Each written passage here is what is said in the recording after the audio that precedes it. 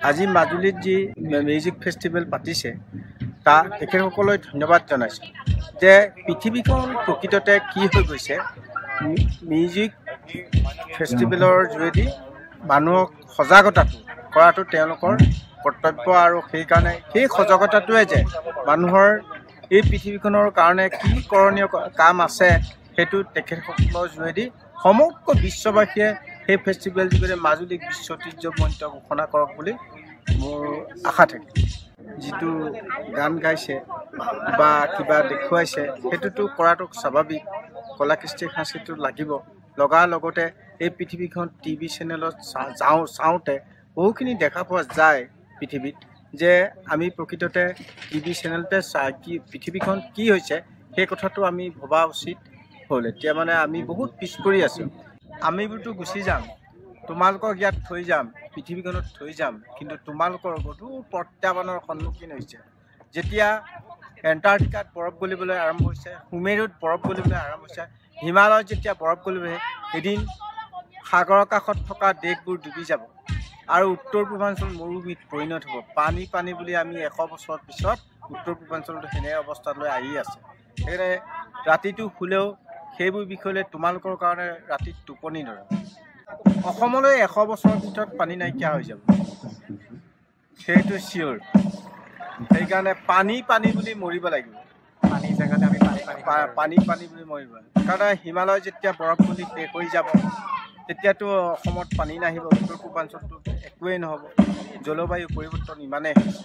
সেইকাৰণে আশা ৰাখিছোঁ গছ থাকিলেই যদি বৰষুণ হয়, বৰষুণ আয়ত্ব কৰিব পাৰে, আমি গছ গছনি ৰোৱা বাদে আমাৰ বিকল্প ব্যৱস্থা নাই।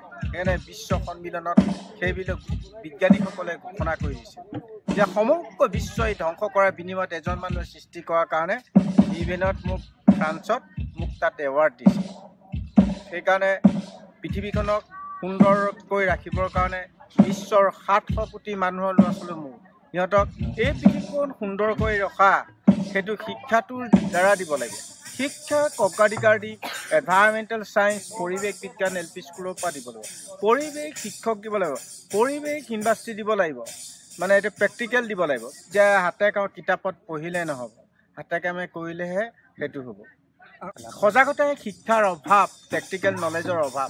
ভাৰতীয় শিক্ষাটো হৈছে অৰ্থকৰী শিক্ষা, পৰিয়ালকেন্দ্ৰিক শিক্ষা। এইটো দেশৰ বাবে নহয়, পৃথিৱীৰ বাবে। চবেই পইচা মই চাকৰি এটা কৰিম, ঘৰ এটা বনাম, গাড়ী এখন কিনিম, তাতকৈ আৰু একোৱে চিন্তা নকৰে। সেইকাৰণে আমাৰ অথচ এতিয়া পৃথিৱীৰ বিভিন্ন দেশত গৈ মই দেখিছোঁ যে বিশ্বৰ শতকৰা 30% চাইণ্টিষ্ট ইণ্ডিয়া, চব আউট অফ ইণ্ডিয়া। ভাল ডক্তৰ, ভাল ইঞ্জিনিয়াৰ চব আউট অফ ইণ্ডিয়া। ভাৰতীয় পইচাৰে পঢ়ে, লোকৰ দেশ ডেভেলপ কৰে, মৰিব সময়ত মৰা সত্ত্বেও। সেইটো শিক্ষা আমাক কি দৰকাৰ? সেইকাৰণে সেই শিক্ষাটো নীতিটো চেঞ্জ কৰি ভাৰত চৰকাৰকো কৈছোঁ যে সেইখিনি ভাৰতৰ বাহিৰত থকা চব ৰিটাৰ্ণ টু বেক ইণ্ডিয়া চব ঘূৰাই আনিব লাগিব।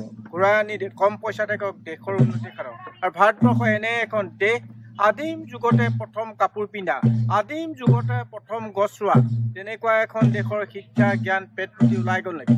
সেই শিক্ষানীতিটো চেঞ্জ কৰিবলৈ কৈছোঁ। এইটো শিক্ষাই দেশৰ সেইবাবে খুব সম্ভৱ চেঞ্জ কৰিব ভাৰতীয় শিক্ষানীতি। সেইটো প্ৰেক্টিকেল কৰিব লাগিব, কিতাপত পঢ়িব। ল'ৰা ছোৱালীবিলাকে যি বিষয়ত ভাল পায় সেই বিষয়ে পঢ়িব লাগিব।